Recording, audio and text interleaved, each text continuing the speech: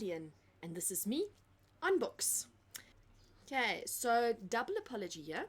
I did book reviews in the lockdown of 2020, and for some odd reason, I wrote the week 3 book review, well, the week 3 and week 4 book review, and I never recorded it. Have no idea why. So I decided to record them now and post them on because it was a few good books. So yeah, then the second apology comes from back then, where I was supposed to do a book review for week 3 and a book review for week 4 of the lockdown, but ended up not reading enough books in week 3 due to a bunch of external factors and combining the 2 weeks together. So here is then the book reviews for the books read during lockdown 2020, week 3 and week 4. Okay, so I know I am about 15 years late to the party, but at least I have finally arrived. And what a fantastic party it is.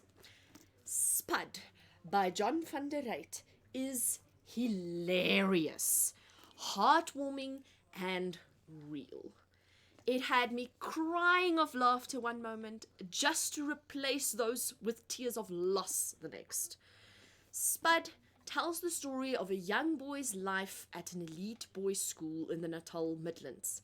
John Milton, Spud's real name, an only child, is thrown into a dormitory with 7 other boys and learns to deal with the craziness that is adolescence. He relates it all, from illegal midnight swims to falling in love with more than one girl and losing someone he cares about. There are even a few questionable events when some of the older boys show some strange behavior and leaves poor Spud wondering if it is normal. Of course, life at school isn't nearly as crazy as his home life. He is convinced his dad is losing it, and his grandma never had it. All this makes for a really fantastic read. It truly felt like I was there with Spud, living through the drama. John van der Ruit managed to write a book about adolescence that did not once feel fake or melodramatic. It simply was a pleasure to read. Then I tried reading Jonathan Swift's Gulliver's Travels. I know it's a classic and therefore kind of a must to read, but oh my word, it's a lot of work. I did not get far before giving up.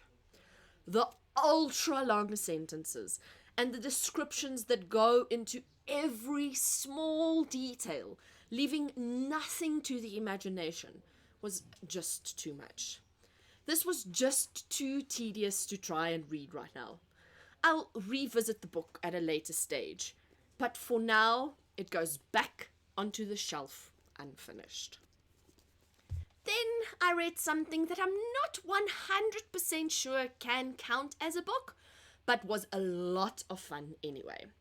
I don't know how many of you have seen the game Chapters being advertised on your phones recently, but after the 150th time seeing one of these ads, I gave in and downloaded the game.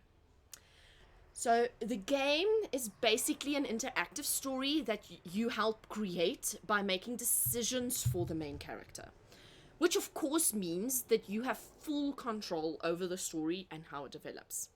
And if you have enough patience to wait for rewards, you could probably finish the story without ever buying any diamonds to pick the options you want.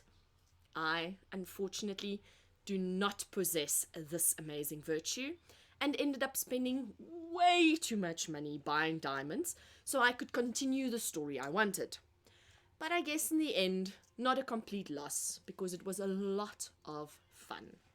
I have started a couple of new books, which looks very promising, but I'm not quite finished yet and will therefore leave this one for next time.